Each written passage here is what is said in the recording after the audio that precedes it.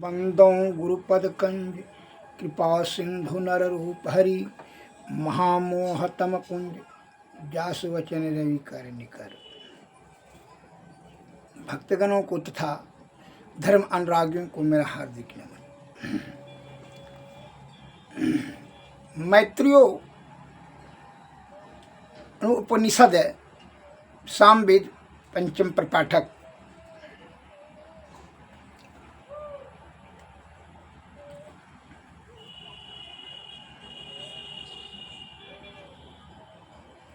एकम एवा अद्वितीयम यद गुरु अवलोकन निश्चितम एतद एकांतम इति उक्तम नौ मठो न बना अंतरम। अर्थात एक ही अद्वितीय ब्रह्म है, दूसरा कुछ नहीं। जब ऐसा ज्ञान गुरु से प्राप्त हो गया तब यही एकांत स्थान है, मठ और वन नहीं। एक ही अद्वितीय ब्रह्म है, दूसरा कुछ नहीं। जब ऐसा ज्ञान गुरु से प्राप्त हो गया तब वही एकांत स्थान है। और जब नाना प्रकार का भ्रम और संशय रहेगा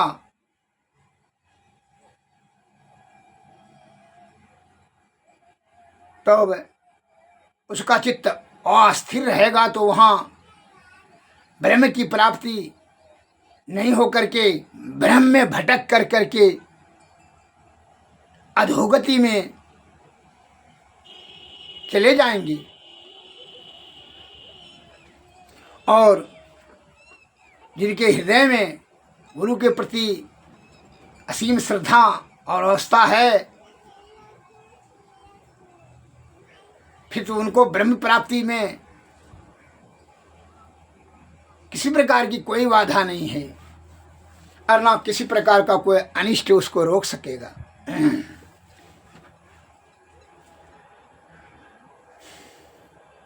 तीन लोक नौ खंड में गुरु से बड़ा न कोई, अकर्ता जो ना करी सके गुरु करे सो होय।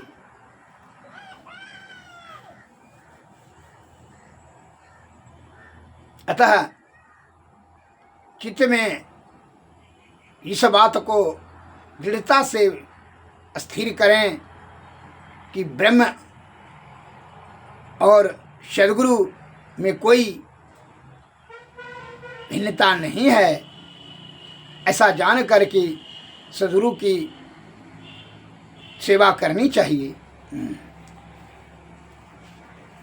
इससे किसी प्रकार के आपको अनिष्ट नहीं होगा। इस पर मैं एक लघु कथा बता रहा हूँ, श्रवण करें।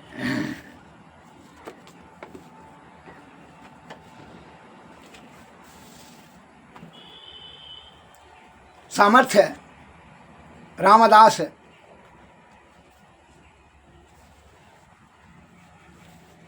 एक समय काशी में ठहरे थे। उनका शिष्य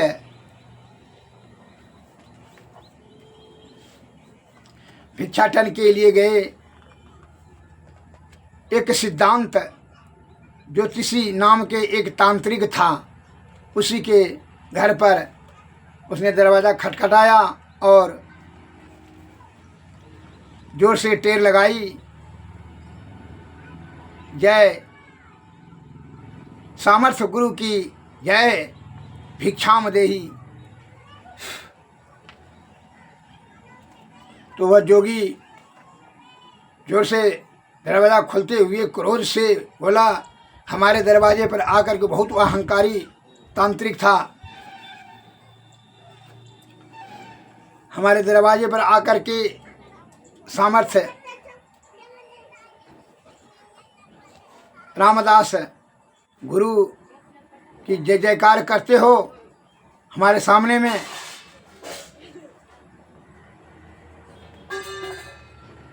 उसने गर्व से कहा शिष्य ने, मेरे गुरु सामर्थ्य रामदास जी जो सर्व सामर्थ्य है, तांत्रिक ने सुना तो क्रोध में आकर के बोला, इतना दुस्साहस कि मेरे दरवाजे पर आकर किसी और का गुणगान तू करता है। कितना सामर्थ्य है तेरे गुरु में। मेरा श्राप है कि तू कल का सूरज उगता सूरज नहीं देख पाएगा, तेरी मृत्यु निश्चित हो जाएगी। इस प्रकार का वह श्राप दे दिया तांत्रिक ने सामर्थ्य गुरु रामदास जी के शिष्य को। शिष्य ने सुना तो सन्न रह गया। आसपास के लोग कहने लगे कि इस तांत्रिक का दिया हुआ श्राप कभी व्यर्थ नहीं जाता है, अतः जवानी में ही इस शिष्य का मृत्यु निश्चित हो जाएगा। वह सुन करके बड़ा भयभीत हो गया, कांपने लगा और कांपते हुए निराश और उदास होकर करके लौट गए आश्रम पर।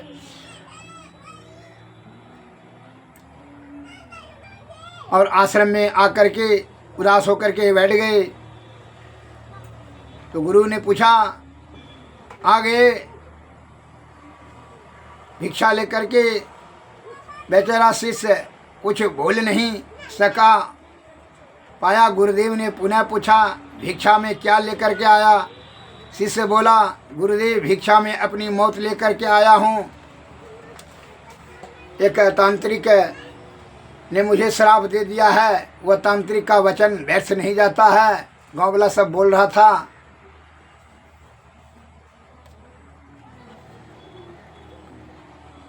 कल का सूरज हमको बोला कि नहीं तू देख सकेगा, हमको श्राप दे दिया है।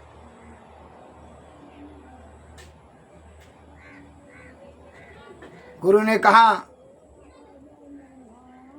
अच्छा चल भोजन कर ले। शिष्य बोला, गुरुदेव आप भोजन करने की बात कर रहे हैं और यहाँ मेरा प्राण सूख रहा है। भोजन तो दूर, एक दाना भी मुंह में नहीं ले जा पाएगा। गुरुदेव बोला, अभी तो पूरी रात बाकी है, अभी से चिंता क्यों कर रहा है? तेरी तुम्हारी अच्छा है, जैसी तुम्हारी इच्छा। यह कहकर गुरुदेव भोजन करने चले गए और फिर सोने की बारी आई तो गुरुदेव शिष्य को बुला करके बोले, हमारे चरण दबा दे। गुरु महाराज ने कहा, हमारा चरण दबा दे और किसी भी स्थिति में चरण छोड़ करके कहीं भी मत जाना। किसी प्रकार का भी ज़रूरत से ज़रूरत अति आवश्यकता काम भी आ जाए, कोई भी किसी प्रकार की घटना हो जाए, तुम हमारा चरण छोड़ करके कहीं मत रात भर जाना, किसी भी विषम परिस्थिति में भी। इस बात को 3 बार कह दिए कि किसी भी स्थिति में तुम मेरा चरण छोड़ करके नहीं जाना। और गुरु महाराज सो गए। गुरु के सोने के बाद रात के पहर में जो है वह चरण गुरु का दबा रहे थे, बड़ा श्रद्धा और सेवा कर रहे थे। और शिष्य पूरी लगन से चरण दबा रहा था। रात्रि का पहला ही पहर था कि तांत्रिक अपने श्राप को पूरा करने के लिए एक देवी को भेजा और सोने चांदी हीरे मोती भरी थाल लेकर के दरवाजे पर प्रकट हुई। वह कहने लगी, तेरी तपस्या पूरी हो गई, इधर उठाओ आओ और थाल ले लो, इसमें सोना चांदी हीरा मोती है, तुम ये इसको ले लो। शिष्य प्रसन्न होकर बोला, मुझे लेने की कोई परेशानी नहीं है, लेकिन क्षमा करें, मैं यहाँ पर आकर नहीं ले सकता। अगर आपको देना ही है तो यहाँ आकर के दे दीजिए। देवी कहने लगी, नहीं नहीं, तुम्हें नहीं आना होगा, यहीं आना होगा, देखो कितना सारा धन है। शिष्य बोला, नहीं, अगर देना ये है तो यहीं गुरु के चरणों के निकट आकर के दीजिए। वह नहीं आई देवी और गायब हो गई। शिष्य गुरुदेव की सेवा में संलग्न था। तब रात्रि का दूसरा पहर जो उसकी माँ का रूप धारण करके प्रकट हुआ और कहा, बेटा वह जो है 2 किलो मिठाई लेकर के आई और उसी का रुचि का भोजन, बेटा हम तुम्हारे लिए भोजन बना कर आई हूँ, आओ तू भेंट कर ले हमसे, गला मिल ले। वह कितनों कहा, वह जान लिया, वो मने मन उसको जो है जान लिया कि यह तांत्रिक का ही चक्कर है। इसलिए गुरु महाराज ने कहा किसी भी स्थिति में से विषम परिस्थिति भी से आ जाए, भीषण परिस्थिति भी आ जाए तो पर भी तुम चरण नहीं छोड़ना, अतः यहाँ से हमको नहीं जाना चाहिए।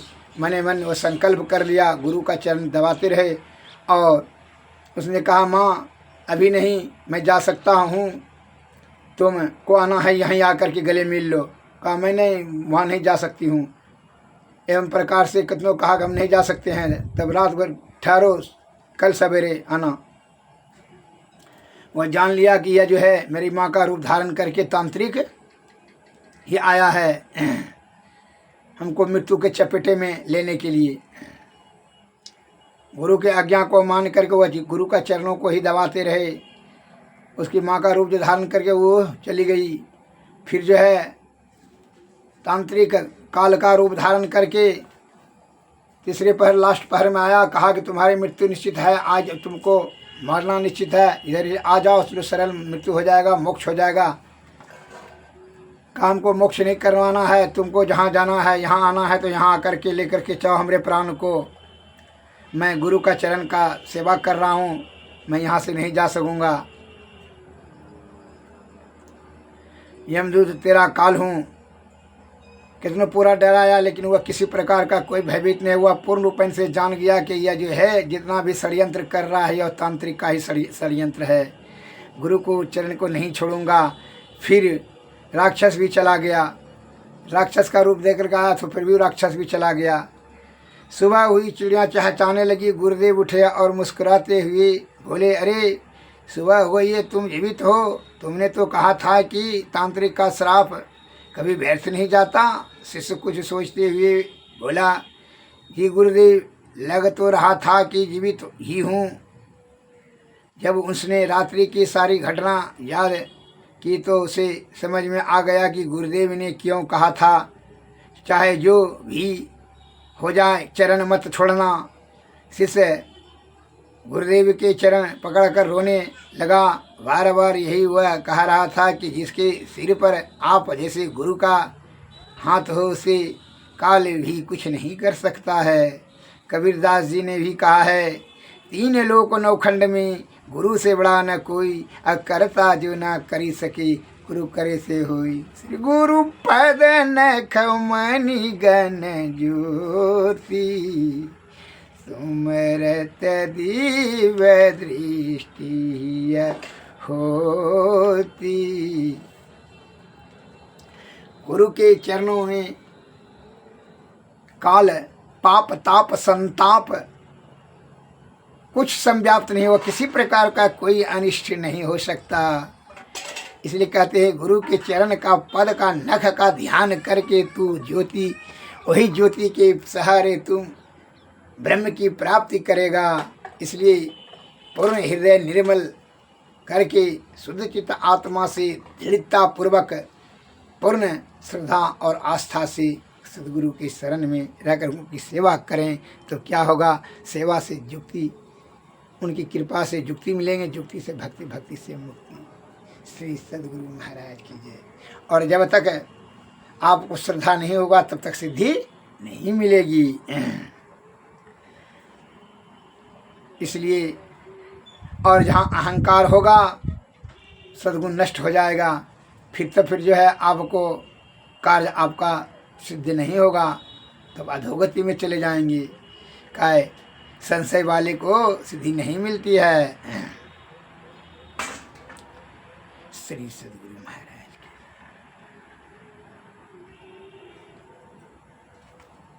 की। इसलिए संत महात्मा लोग कहते हैं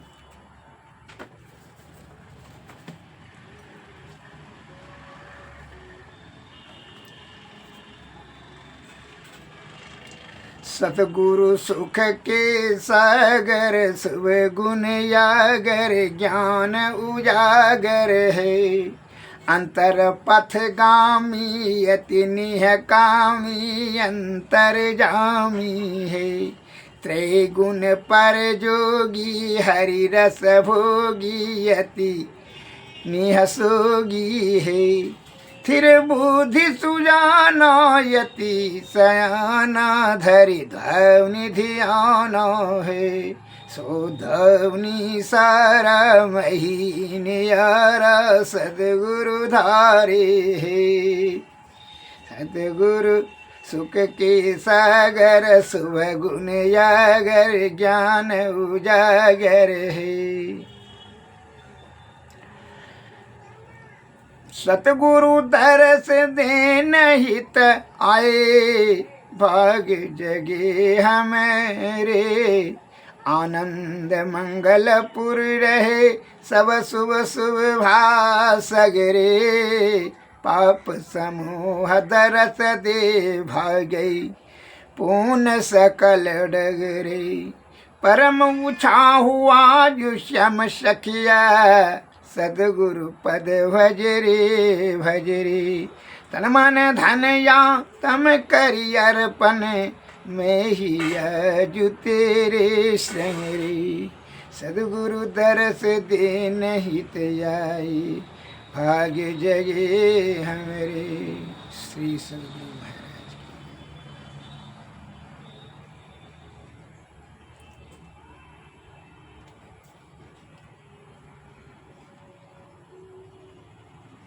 इसीलिए संत महात्मा लोग कहते हैं सदगुरु चरण टहल नित करिए। नर्तन के फल ही है। जुग जुग जगे में सोवत बीते। सदगुरु दिहल जगाए। अंधरी आँखी सुजत रहे नाही। थे पड़े अंधय चेता है। करी कृपा गुरु भेद बताए। दृष्टि खुली मिटल चेत ही। सदगुरु चरण टहल नित करिए। नर्तन के फल यही है।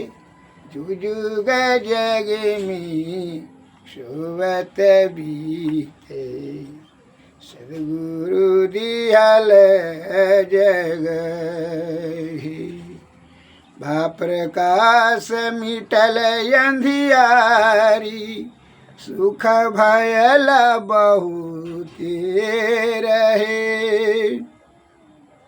गुरु कृपा की कीमत नाही। मिटल 84 फेर ही। सदगुरु चरण टहल नित करिए। नर्तन के फल ही है।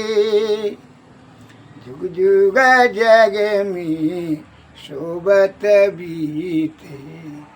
सदगुरु दिहल जगाहि। धन धन बाबा देवी साहब।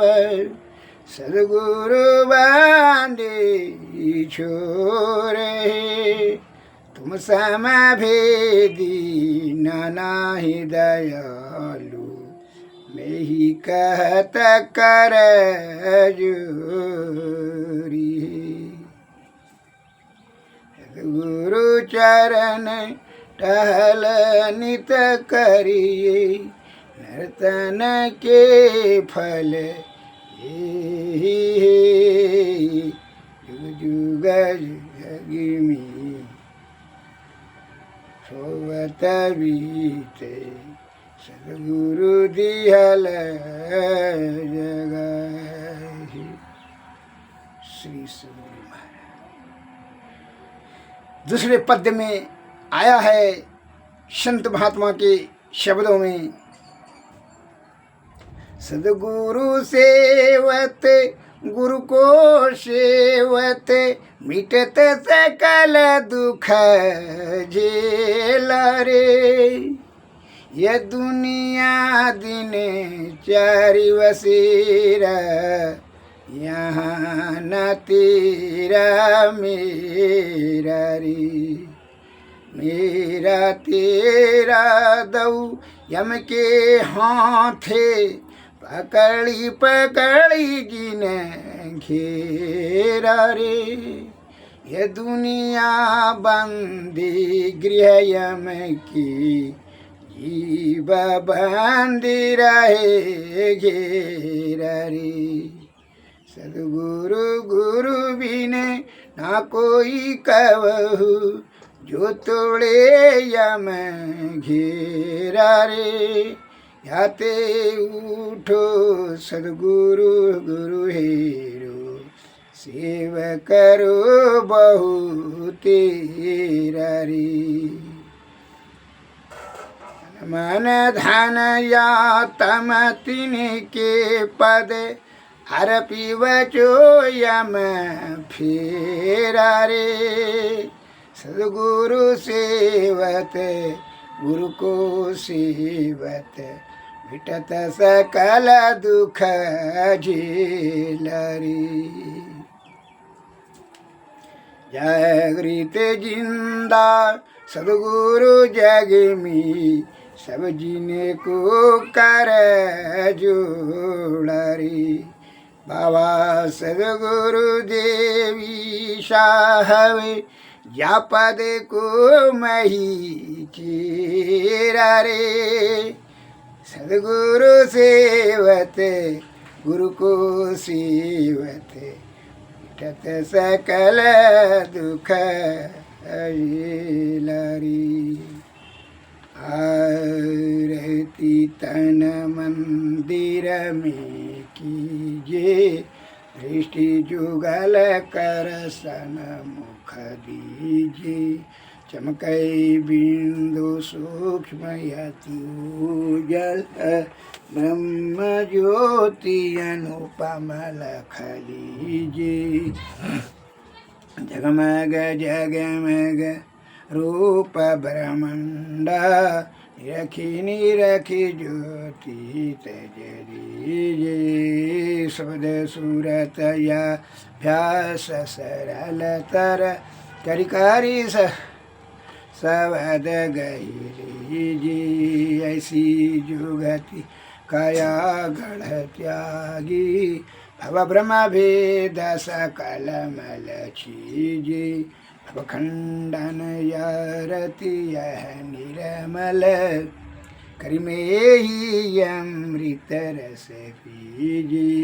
आरती तन मंदिर में कीजिए दृष्टि जुगल कर सन मुख दीजिए। श्री सदगुरु महाराज, श्री सदगुरु नमस्कार। जय हिंद।